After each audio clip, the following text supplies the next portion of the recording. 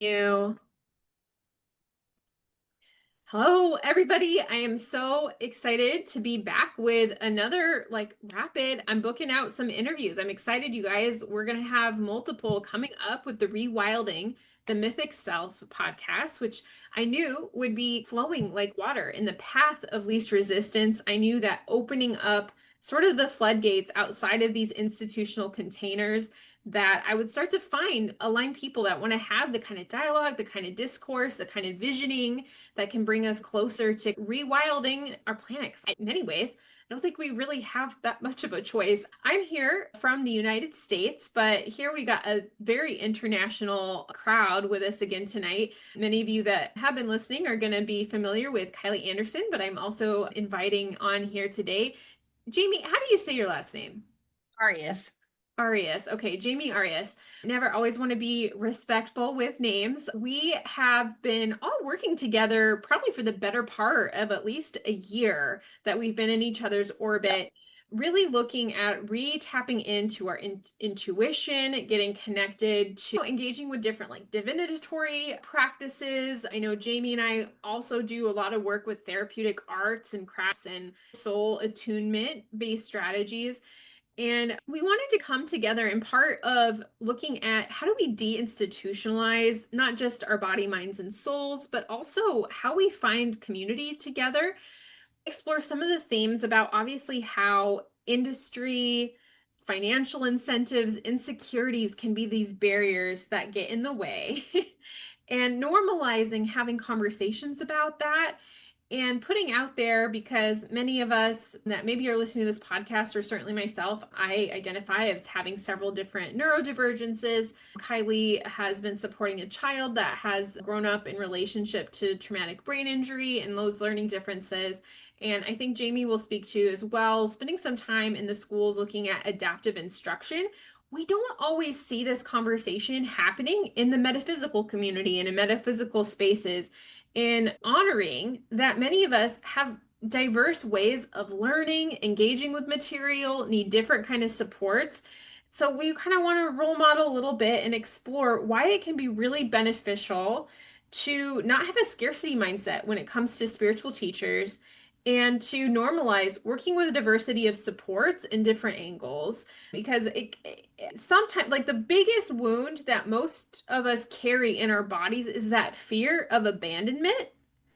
And in many cases, it's an initiation, I think. If you find that you're in a spiritual community that maybe used to feel really good, but then it has a weird energy, it can be an invitation into the next state of belonging, even a deeper sense of belonging in relation to the universe. So that's somewhat of a thing, and I'm sure it's a non-linear, so it'll evolve.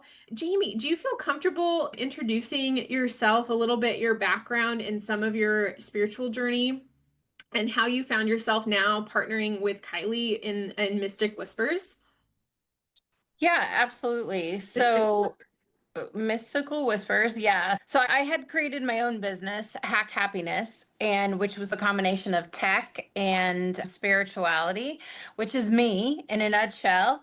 And so, I have 8 years of teaching experience. I have a master's degree in secondary education, taught middle schoolers forever. So, I'm absolutely in love with Kylie's daughter, who's a middle schooler. And she grabbed my heart and has it, like she's just holding on to it. And so I just was on a journey to really heal, I think, more than anything, because I had worked for a narcissist and burned out. I was working 12, 14 hours a day, and nobody thought that was abnormal. They thought that was perfectly fine. Keep working. And so I was on this journey and I went to a meditation teacher that was through Hay House and worked with him and had built a meditation practice. And then I found a tarot community that I was part of, and there was a another layer of that community that I joined as well to just get some more deeper understanding of myself. So actually started reading, Kylie and I have a similar background in that we both started reading regular deck of cards. I started in middle school. And then it just became obvious that was not cool with my family. And so I just hit it and let it go and just took everything that I had thought that were good things and gifts and just hid them away. And so I've spent the last probably year and a half unpacking all of that and bringing it back out. And it's been an amazing journey because the more I unpack, the more there is to unpack and the more gifts there are. And I think, those two that I mentioned are not my only teachers. So I also work with Heather Ash, who does goddess work, phenomenal, amazing, deep goddess work. And in the community the tarot community, I ended up being a community manager, and then things just progressed and she went a different direction. I went in a different direction, and Kylie and I had already connected in the community, and I told her what was going on, and she's, oh no, I actually need an admin to help me with my community. And so we started talking, and then it just became obvious that, like, where she was powerful, I was less powerful, and my gifts were in the opposite direction. And so we just, like, actually completed each other, if that makes any sense. Like, not to Jerry Maguire the moment, but yeah. And it's funny because I can't go in the morning without talking to you, and I feel the same way. And so, like, we talk. And so she's in Australia. We didn't say this. So I'm in the Dominican Republic, and which is Eastern time for the US folks. And then Kylie's on the other side of the world. And so us coordinating when we talk and when we work on our business has been really interesting, but it's been such a gift. And I think that I've been able to be like a stable energy source for her as she's gone through some really deep healing, which I'll let her talk about. But she's been the same for me, because there's been days where she's picked me up off the floor, literally. Like, I've been on the floor in tears, in ugly, crying, not pretty tears. And she's been like, no, we got this, sister. Get up, and we're gonna keep going. Yeah, it's been a really interesting journey for sure. And I'm super excited and grateful that I'm able to be on the podcast with the two of you. Yeah. And Josie and I, actually, we didn't talk about that. So Josie started a WhatsApp group. It was absolutely amazing. And so I was part of that and invited people to join that group, and just got so much out of it and realized how similar we are in our backgrounds too. And Well, like, three of us were plumbers' daughters. yeah, plumber's daughters. Explain that to me. What the heck? And And we all worked in so, schools. We all worked in yes, schools. Love this. yes. And another friend of ours was a school counselor. And then I worked for a technology sales school. So I dealt with adults, which Josie dealt a lot with too. It just, yeah, it just is like amazing. And so when you talk about, like, how do you find your tribe? And somebody had mentioned this the other day on Facebook. They said that when you make these deep changes, it becomes very lonely. I said, it becomes lonely for a while, but then your tribe finds you, or you find your tribe. And for me, that's been the case. There are periods where it was lonely, or it was quiet, or I was going inward and I didn't have the capacity to go outward. And then my tribe just appeared. And so I want people to know, just because you're doing deep healing and you're doing a lot of inner work doesn't mean that you're going to be alone through all of it. I'm not alone. I think it's trusting that inner knowing. Like, I like the theme around looking at addressing these patterns, like the cost of institutional people pleasing, which is the focus of our last episode, and is, I think, going to be a true through line in my work. Because, Jamie, I think that we have this in common too, of getting Yeah. super enmeshed in whatever organizational framework is around, because I think what happens is there's like almost like a distorted sense of safety with that. And when I say distorted, like, that's one of the things that I noticed once I started working inside schools and was no longer the pupil of them. It was Yeah. a very, like, eye-opening thing to see behind Oz's mask for all intents and purposes, because when you're young, I think that, I know, Jamie, you're developmentally based in the United States. Kylee, I imagine that there's some similarities between Australia and the United States. Like, I'm sure you guys still have grades, right? In normal, and I can even tell Your daughter often wears uniforms, so I know that they have standardized Yeah. approaches to things. Def. When there's like this weird safety that you feel when you hit the standards of the assignment, when you're doing the job exactly, when you're working to the letter of what is being asked of you. Even Yep. when you're an odd duck, you're like, oh, they can't fully reject me because I followed the assignment. I followed what was supposed to. Kylee, I think you and I are similar that, and probably Jamie, you've had this experience too. Sometimes actually they don't really like that when you're like absolutely in alignment with what you said you're going to do. That can also trigger things. But it creates Mm. this weird myth of safety in the infrastructure of whatever institution you're in. And it has you put your locus of safety outside yourself. Because Yeah. really, though, like developmentally, the grades are just a mechanism to get kids to do things that they probably wouldn't otherwise be motivated to do. That's Yeah. where that addiction to external validation can root in from, and over time can separate you from your soul guidance. And that's the Mhm. ultimate hope that I have through rewilding, especially folk mysticism and our own co-evolving spiritual approach that is in the wild and effectively deinstitutionalized, is you get to reconnect to your own heart, your own guidance, and own capacity to connect with the all that is. Because really, like Mhm. the forces that probably brought us together had very little to do with the computer programs, how they were set up, what coach was following what advice, how much each of us paid to be part of what specific thing. Yep. Really, from my understanding, from a variety of different perspectives, a lot of this stuff is opening up as a channel and letting these forces that, or maybe even yourself, your higher self has coordinated. So it's like opening to be in mysterious alignment. And if that's the case, really no one human institution or being can take credit to that. It's more something you surrender to and that unfolds in alignment with your heart.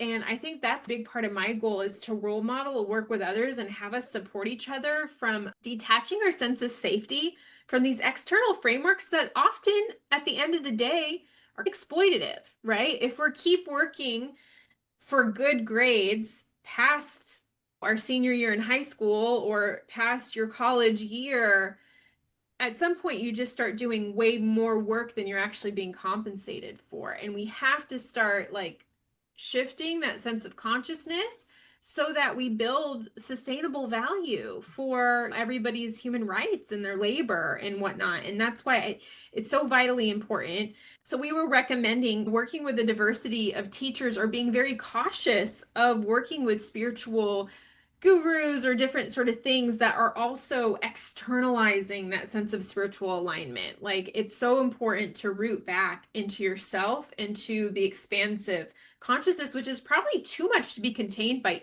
any institution in my worldview, I would say. I think the younger kids are really struggling with that. I think we had time out that we were playing outside and playing like with our friends and doing the things that allowed us to evolve on a little bit of a Yeah. spiritual level. And I feel like these poor kids are so numbed out from being on their iPads and from being on their telephone and all of that stuff. And then the middle schoolers that I've worked with recently, when I went back into schools, were just so detached and knew that the grades were useless. We weren't doing anything with the grades. Like the grades, like you said, they're used to control them, and they're like, we're not going to be controlled. And what's the point of this assignment? So many teachers just say, diagram a sentence. Okay, I'm sorry. There's Grammarly. You don't need to diagram sentences nowadays. You just don't. Just buy Grammarly and look at every time it's making changes, what changes it's making, so you can learn and grow from that. But it's like when I worked with kids, I told them why we were doing stuff.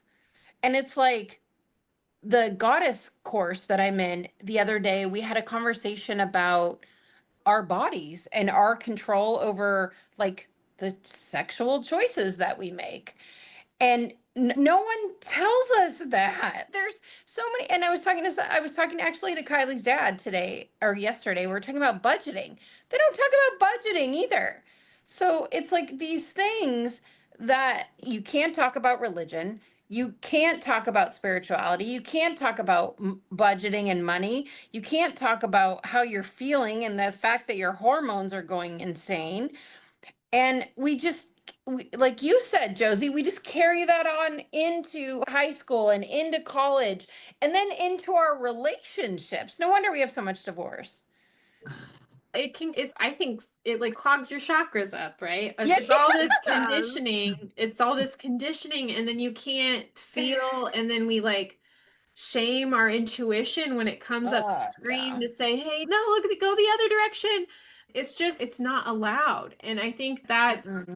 my experience is that in most of these different settings where I've spent a majority of my life in, whether it's like K through 12 education, various colleges, and then after graduating from college at many colleges, I've worked in so many different nursing facilities, hospitals, schools, and there's Yeah. consistent through lines, right? There's that high control group kind of conditioning we have in whatever part of the quote unquote Western world, which is always funny to me because Australia is still fine as part of the Western world. Right? So it Yeah, it is. geographically doesn't make sense, but It Yep. is. it has many of those subtler colonial mythologies, many of the patriarchal mythologies, which I have Yeah. found in my own like dances with my own heritage intergenerationally were repressed in making space for divine feminine expressions or acknowledging and facilitating spiritual giftedness around those of us that happen to be born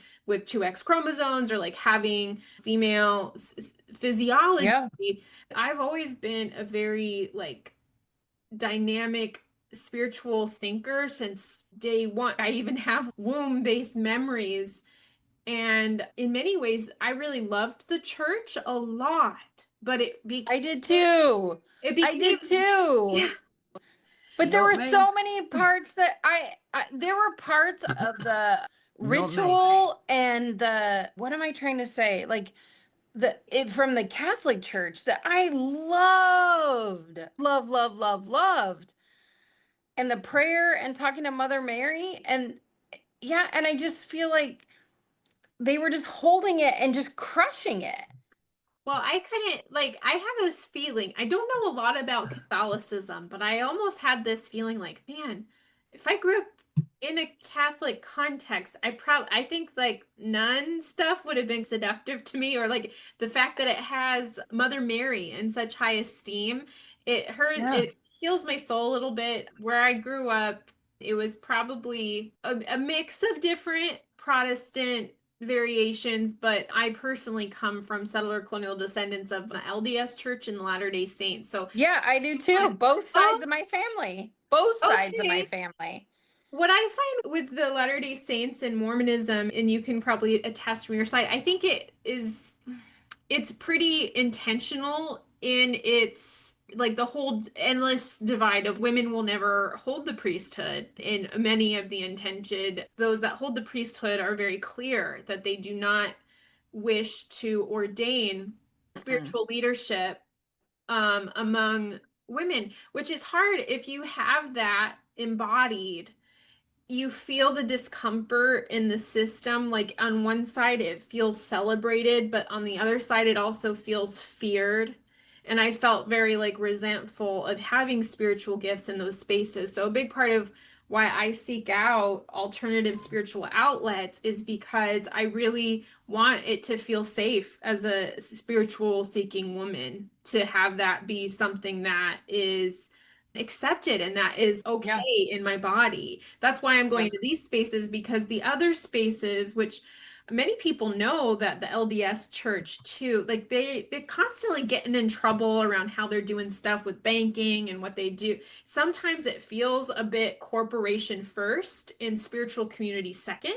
Yeah. And I know many even currently active members have active concerns about that regularly. So I don't share any of these things in my context to judge any particular person or anything, but I think that this conversation of how do we deinstitutionalize religion, even if you have a particular interpretation of a spiritual teaching, I think these are still meaningful questions for you to ask yourself because most even like very traditional Bible Belt stuff, you don't want the stuff of man to be corrupting your relationship ideally, even if it's just a traditional Jesus. I feel like I'm on a soapbox. I'm going to step off of it for a second. No, but so I went to an apostolic church as well. So which is like women don't cut their hair, you don't wear a short sleeve shirt because men will look up your shirt and your or your sleeves and they'll be aroused or whatever and it just speaks to all of the stuff that we just have stuffed in a closet for so long or just swallowed down and wondering why our chakras aren't balanced because we can't speak our mind. Yeah, Kylie's, yeah. What do you got to How did say? this podcast go to religion? Number one, because spirituality has nothing to do with religion. I And think a lot of us anyone, come through that. We yeah, come but through religion to get there, sweetie. yeah, I but anyone that's got any knowledge of spirituality, it doesn't have anything to do with your churches. It's got to do with the people that stepped out of the boxes from the churches. yeah, Yeah. but we came from churches, right? Like, Oh, Well, definitely. or I because think the church sometimes, I think that spirituality, it's found in nearly every culture we can find, has so many aspects yeah, of practices, especially within Correct. indigenous alignment. And I think sometimes just being like, so many of these things are like an extra sensory perception. We all know that most mammals don't have verbal language. They communicate through smell and through thinking about how whales sing through the ocean, right? The harmonics that nature is attuned to and how they guide their everyday action that's built into their bodies and their responsiveness. And for some reason, when it comes to humans, we doubt that people have extrasensory perception. We shame it, we vilify it, just like you were saying, like to a certain And degree. I guess Yeah. why do people do that, Josie? Because they're not, they don't look within themselves. Everybody's too worried about running around for everybody else and what they can do for everybody else. But when it comes to healing and spirituality, you have to look within yourself. Yeah. And I've got a girlfriend that literally is Hindu and her partner is Jehovah. And every time I go over there, I get spirituality. It is all about religion. And I make sure that I explain to them that spirituality isn't about religion, it's about freedom. It's about freedom of speech because when we're children, we're programmed from our parents. And whether our parents are overseas or whether they're here in Australia, each child has a different program. We're taught about the Easter Bunny. We're taught about the Tooth Fairy. We're taught about all these things, and especially Santa Claus. But then when we grow up to about what the age, it's getting younger and younger these days, but 12, when we grow up to 12, we now know that Santa's not real. So what do we do? Do we crucify our parents for lying to us? Or do we crucify our parents for giving us a good time during that space that they worshipped as their Christmas? And what I'm trying to say here is it doesn't matter what religion you are, you can still be spiritual in any religion. yeah. But if you're not willing to face your shadows and what's within you as a human being, you'll never find that space. Yeah, I think that's a really important aspect. And Kylie and I talk about that a lot. Is people think, oh, when I do shadow work, that's the bad side of me, or that's the part I don't want to deal with. And it's actually not. It's actually another side of you. And so it's then at that point when you do that work and you do the light and the shadow work, then you decide which parts of you are truly you, and you're going to incorporate parts of And that Josie, into who you sorry. are. No, go ahead. And Josie, why I joined the container that we all joined is because I had a gift. I knew I had a gift when I was a child. And I said quite a few things out loud, including I picked my cousin's tracksuit pants and Colorado boots on Australia's Most Wanted. And I'd done a few little readings just with normal cards because as a child, I was told that I did not have the maturity to understand the power behind the meaning of the cards. And then I was incarcerated and I went up against 50 readers. And this lady was told that she was doing 40 years. And I literally told her she was going home. And to cut a long story short, she went home.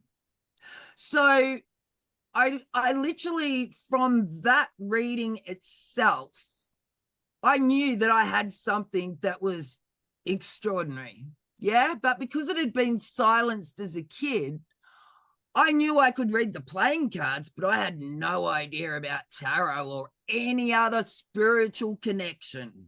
Yeah. And that's the goddamn honest truth.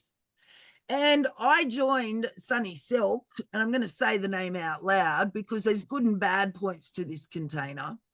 I joined her container because I had an experience that was real.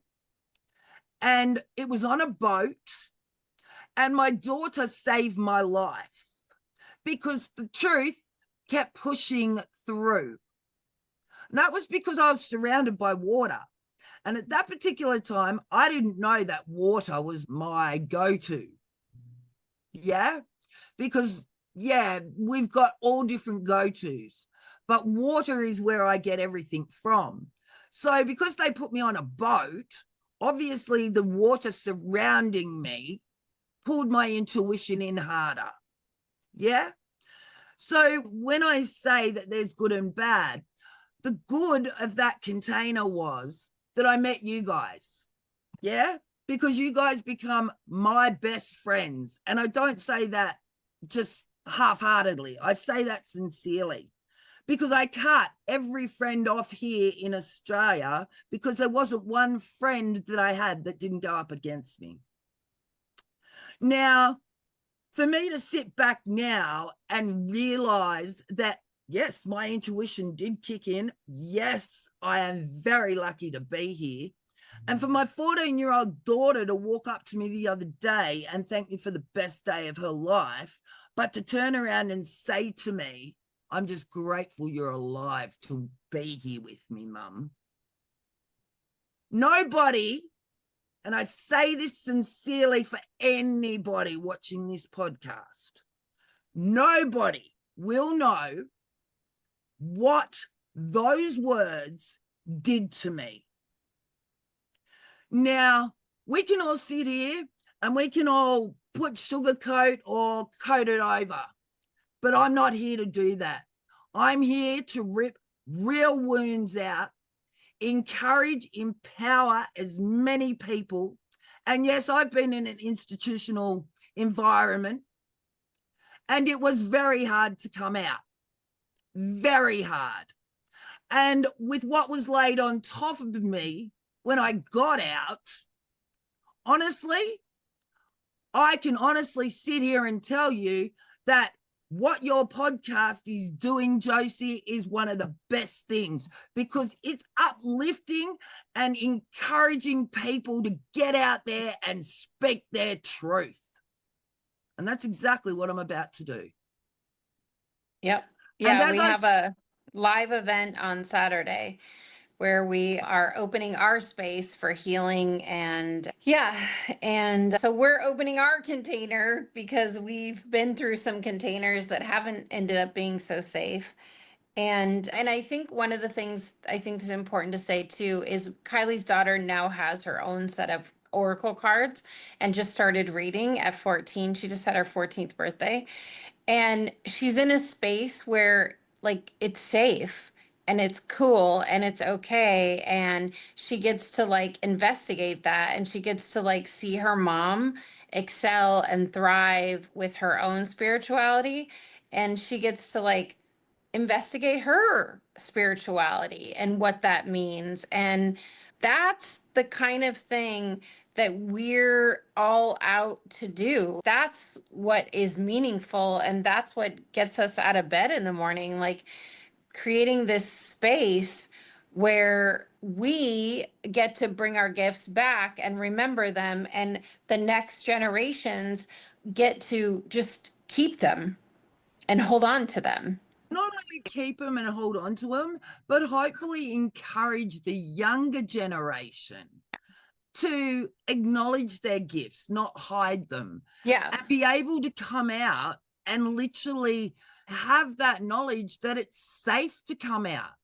It's safe to use them as a guidance. And to evolve them, to allow these lineages to be flexible.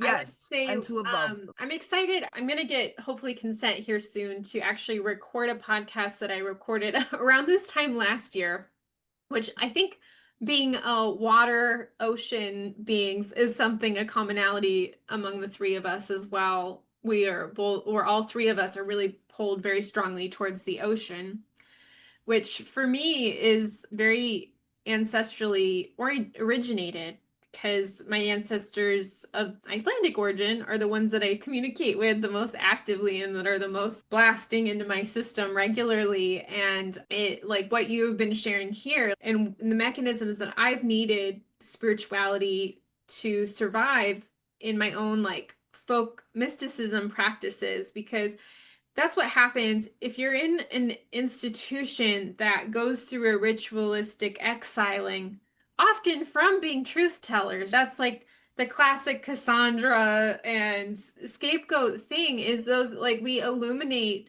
an unwelcome truth, a shadow in a system that we want to invite healing toward. And if the often human held container isn't interested in catalyzing evolution, that it then attacks the thing bringing the truth rather than looking at the wound.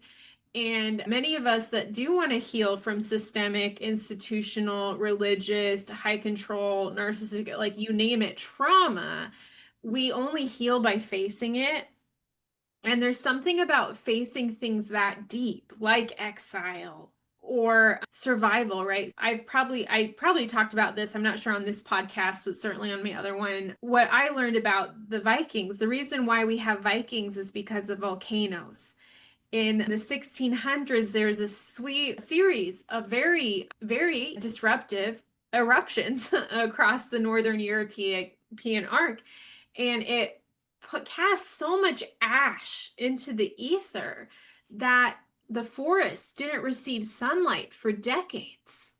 So what was once a lush, potentially fecund forest with plentiful of berries or soil that you can, sure, it didn't have sunshine, so things wouldn't grow. So just the dolphins, if for those that don't know about dolphins, actually evolved into a land mammal that then went back to the ocean. And I think that's true of the Vikings.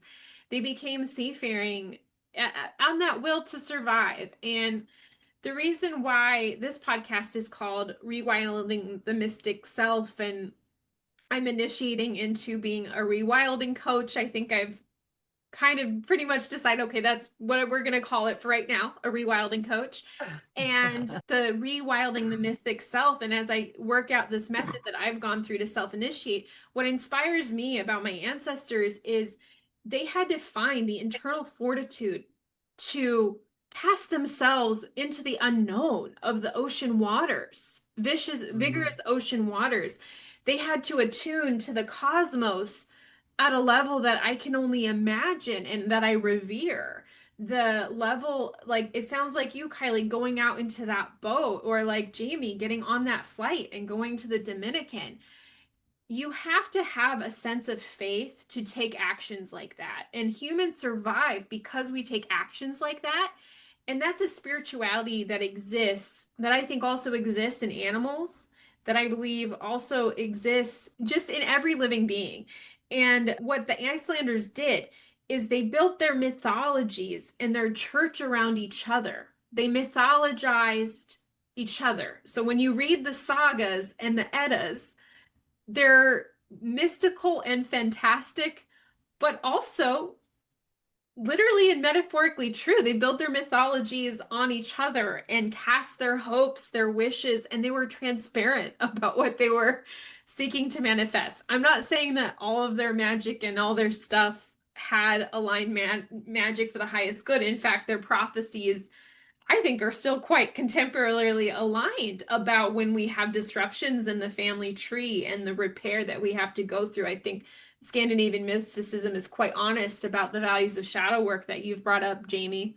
But that's Yeah. my wish is in Rewilding the Mythic Self is that we could write our own mythologies and allow them to evolve and appreciate each other and have a kind of spirituality that the system that we're a part of doesn't matter. Because I'm not sure, have you guys, Jamie, I imagine you might have had this experience about like when you lose your faith in an institution, it often catalyzes an existential crisis. Yeah. Like you Mine identify with Laughing. that too, Yeah, Kylie. which institution? Yeah, I mean, there's just Yeah. all of them. I've been through that. Yeah, And I yet do. we and Kylie need, and I have dealt with it in this K through 12 schools, and I'm sure you have too. Yeah. Her daughter's gone through being bullied, and it's, are you gonna help her, or are you gonna just continue to let her be harmed? What are you doing here? we're, And yeah, we got to reclaim what is actually going to bring an authentic comfort because those systems often are producing, because like I bet in both countries, they tend to be systemically underfunded. In the US, we tend to have a political culture where we almost set up most of our social services to fail, possibly by design. yeah, In Australia, they're very similar. Yeah. yeah, So when young kids get in trouble over here, okay, it can take them 90 charges before they go to juvenile justice. And even with the new rules that have come in and all the rest of it, it's not right. The system, the government system sucks. Now, I'm not going to say it on this podcast, but I tell you what, there's a lot of truth in what I'm about to say about the government system. yeah, And I really, people say, aren't you scared? No, I'm not scared. Do you know why? Because it's raw, it's authentic, and it's truth. And if it saves one person, if it saves two people, my job's half done. yeah. Yeah, and the other thing is, I think that's important too, is pulling out a lot of the old roots from ancestral stuff too. I've done some work on that too. I had come from a long line of healers, and what I realized was they were not okay charging. They weren't okay being paid to heal. Like this whole line in my family was like, Yeah. nope, can't accept any money. And I'm like, wait a minute, folks, that's affecting me. And that needs to be healed and fixed. And like all of that energy needs to be sent back to them and let them have what belongs to them and me have what belongs to me. And moving that forward for my family going forward too. There's just, yeah, all of that, just digging out the institutional ideas of the way that we should behave and the ancestral roots and like all of that stuff. We're just out to just uproot it all Yeah, and I know. look I at think, it. and then I think there's so much for diversity of thought and figuring out and like how we hold, because like the way that I perceive it, and for me, a lot of the mythologies that I took in childhood, like a big one was honestly the Titanic. And I'm sure for a lot of Yeah, us, I had nightmares about the Titanic for 6 years of my life. It was wild, but I think it tapped into something very deeply Scandinavian because when I talk to my ancestors about it. It's like sacrilegious to design a boat that like isn't designed to like equip everybody. Like Viking societies, say what you will about it. I'm not saying it's perfect, but seafaring cultures tend to be quite democratic because you need everybody strong on the boat. There's an advantage to making a certain segment of your population weaker or subservient because you need people strong enough and decisive enough to survive in really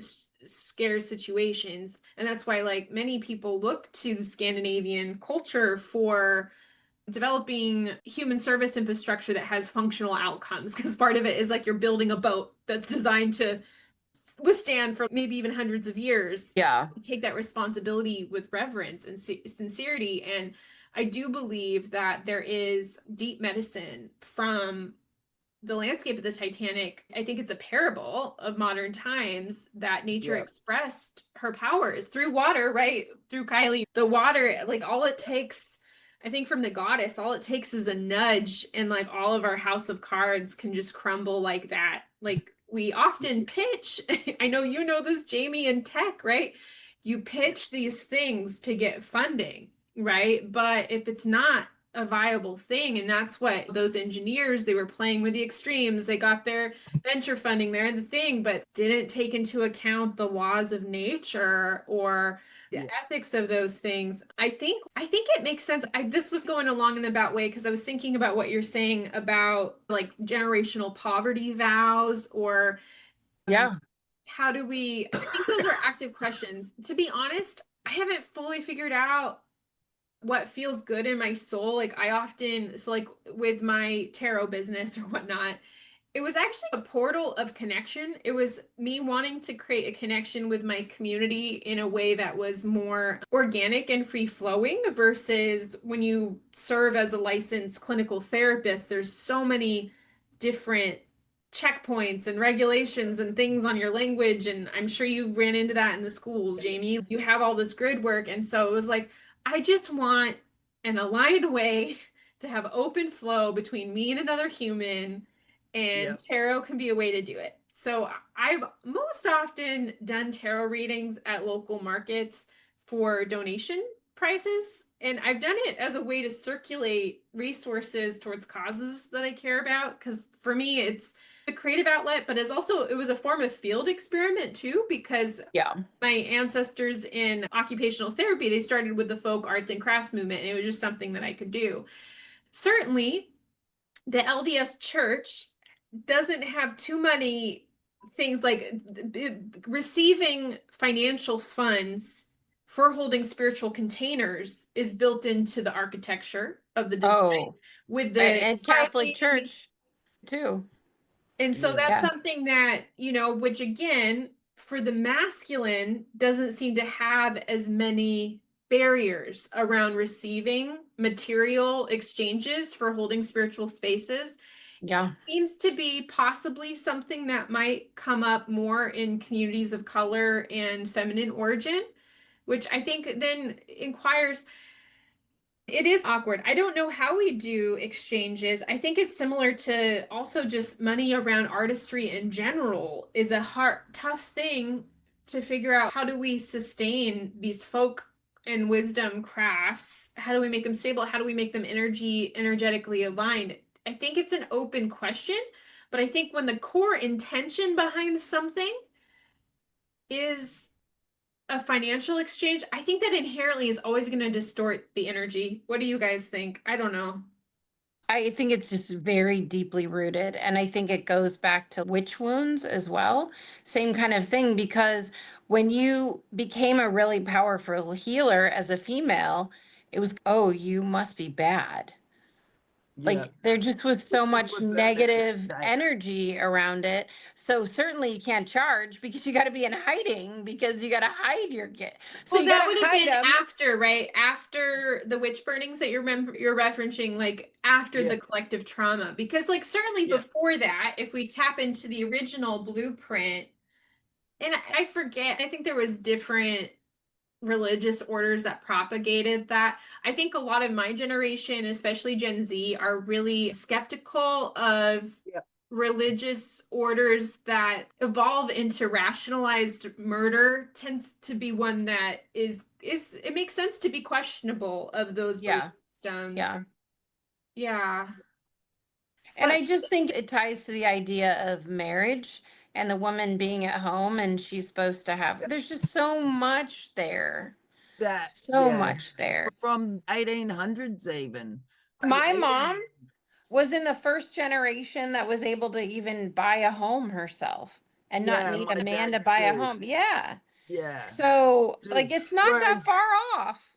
which I think whereas, it's more about exchanges for time and presence because Yeah. I believe everybody And is a money. spiritual being. Josie, Everybody's a I'm spiritual being. sorry, but I don't agree with the not being paid for the healing side of things. Yeah. No, that's what I'm Because, saying. I think it's yeah, more about the time and the space that humans hold with other humans because but not only that, it's the knowledge. If you go and do some of these courses, you're locked in for 12 weeks. Yeah. Some are only 4 weeks, some of them are 2 years, some of them are 12 months, as we know. Yeah. But you're locked in. And so the more knowledge that you can get from other people, knowledge is power. So the minute that you hear something from somebody else, the minute I hear something from somebody else, what do? I go and investigate it 6 different ways at the moment. Yeah. And 6 different containers provide that. Whereas if you had the one container that provides the lot, how much different is that? Because we're out of the square where we don't fit in. I think for me, when I am investing in a space, I think a lot of it is investing in the alchemical container in the agreement for space holding. And it's Correct. usually when I've had to leave spaces, I think it's often that it makes sense that this happens. I'm starting to get to a place of neutrality around it. Yeah. I have a lot of energy in my chart in human design. Most of my centers are open, and I Yeah. have a kind of unusual amount of gates that are linked. So I have a lot of energy. And I think with my ADHD, I process information very quickly. So information is usually not the struggle. I think I'm actually personally a radical. I am a radical in that I don't really believe fully in copyright. And I don't think that any individual humans own knowledge and information. I think most knowledge and information has been co-created over millennia and passed on. And I don't believe, I would not lose sleep if we actually lost intellectual property precedents in that, because to me, those aren't more sacred to me than human rights. And I will always prioritize human rights over those things. But I think that it makes sense to have exchanges to hold a container, to hold a safe energetic space and to really hold high attentions for the people that you're working with. So I think if anybody's here that's wanting to hold space holding, like I know with Mystical Whispers is an encouragement and empowering room to have spaces like that, have sustainable access to energy for people to grow and feel supported in. You physically have to have people there to hold that space. And that's, to me, that's what needs to be compensated is just what is sustainable for maintaining container. And it probably, for me, in my preference, I'm not the biggest capitalist. I probably still am in many ways, but I think it's better if we look at what systems are sustainable and equitable and economical and ecologically aligned, even Yep. if profit isn't a consideration. So I think you Correct. really just need enough exchanges to sustain and align the space personally. But I just personally, this is just me, but I think that everybody is spiritually gifted. Everybody has things to offer. And when that space is opened up, I think that spirit can equitably flow through any channel. So I don't like personally, I don't love spiritual hierarchy, which is one of the things that didn't align for me about Mormonism in particular, because there's definitely a spiritual hierarchy there. But I think we have to figure out how to offer this space sustainably and for it to be equitably valued just as human beings, because all human beings deserve to access a living wage and an ecologically safe home, I believe. Mm-hmm. So Yep. with your coaching, you won't charge for your coaching? For the space holding. So to me, I don't think it's the spiritual gifts or the knowledge that is the thing. I don't think that's anything somebody owns, but I think to pay for somebody's time, and space holding, that's to me what makes that sustainable and safe. That's what's being compensated for. Does that make sense? No. I Hmm. think people are willing to pay for results. They're Yeah. looking for some type of result. But I don't think the person who holds the space is the one that produces the results. I think it's holding the space and the high intentions that catalyze and help that person's full expression. It's the person that takes the action that does. Yeah, but you've got to have the knowledge to take the action. Yeah. Yeah. I Because guess, if and people, that's like co-created for yeah, the coaching. We'll see, like holding the space down and making that sustainable is certainly a thing. But I detach because I don't know, and this is stuff I'm working through with mindset stuff, but I'm very sensitive to how financial exchanges, if that takes priority over the alchemical reaction, I really do yeah, think it can distort the energy. I do believe that. It can. I yeah. certainly have But experienced where it can. but then you've got to think about with people with families and stuff like that. Like I know Lyndall Stewart, she's one of the best at human design. I don't care what anyone says, she's one of the best. And she's got a family. So does she not charge us for her time away from a family? I said time, right? Yeah, but knowledge as well. Because if Lyndall Stewart hadn't have sat the criteria that she had to sit to become one of a human design coach, then yeah, it's like an investment, I guess. We shouldn't Yeah. look at it as a price. We should look at it as an investment.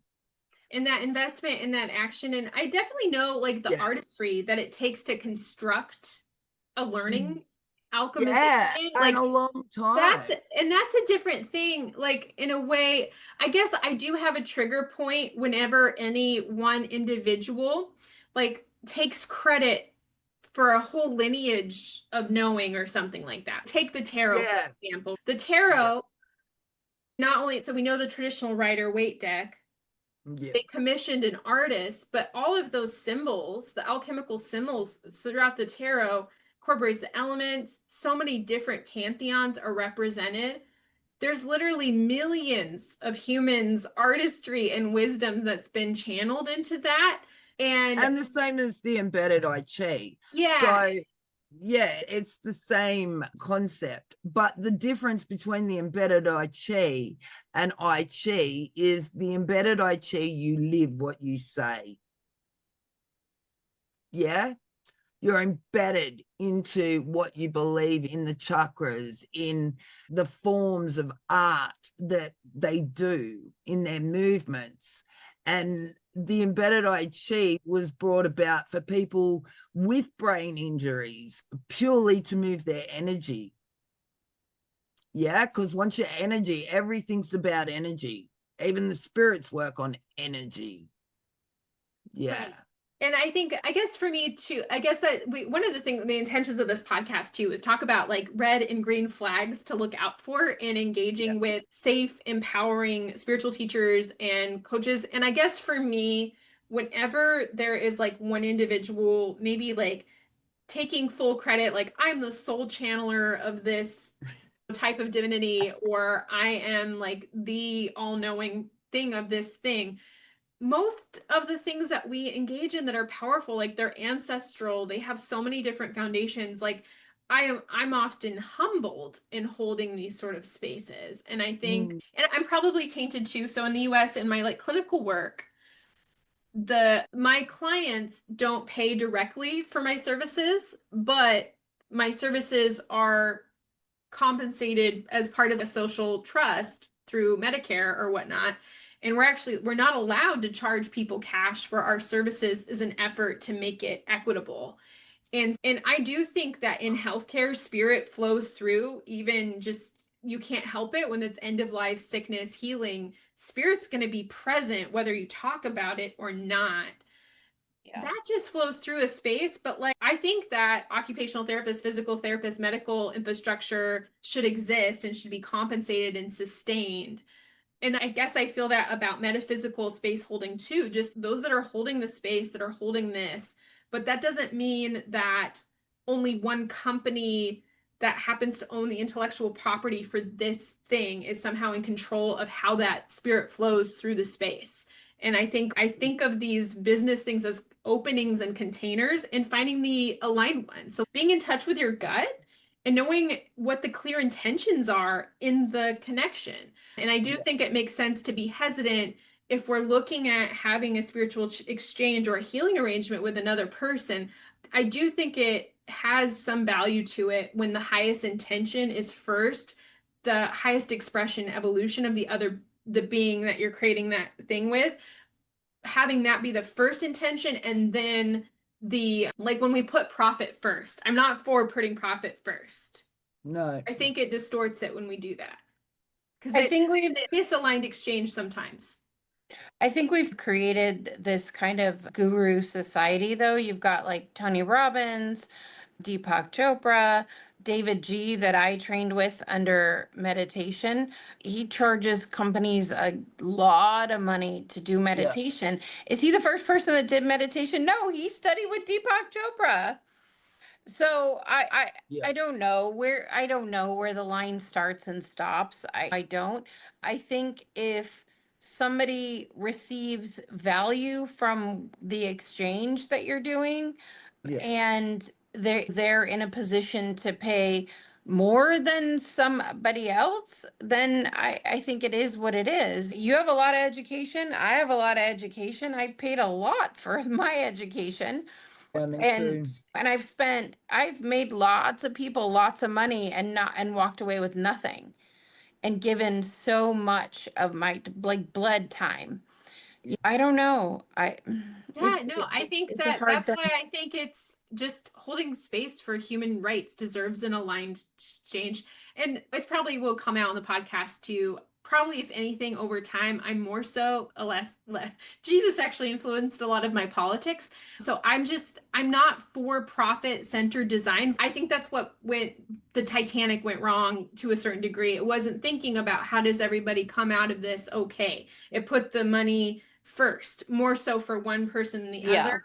And I would have those criticisms. So say it came out that one of these gurus isn't compensating like the labor of the people that are actually on their team, which I find that in a lot of these spiritual communities can reproduce high control group dynamics and have exploitative labor patterns.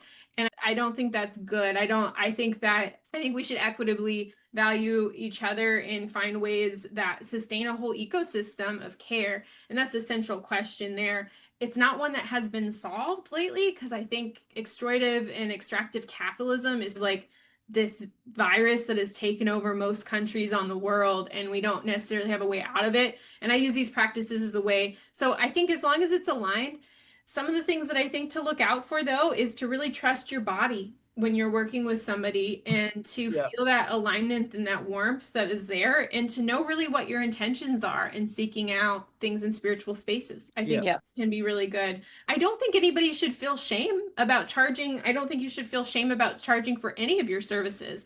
I just know, to me, spirit is just something that flows. I don't think it's anything that anybody like possesses privately. I think it's something that transcends even immediate things. But those are just my belief systems.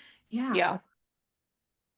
Thank you guys for checking in here. And I think to root it back in, we're here to help inspire and empower you to rewild your own sense of mythology and your own sense of empowered spirituality. And For sure. times where, like in my vision, we're more holiarchy and non-hierarchical, and we're empowering and uplifting each other.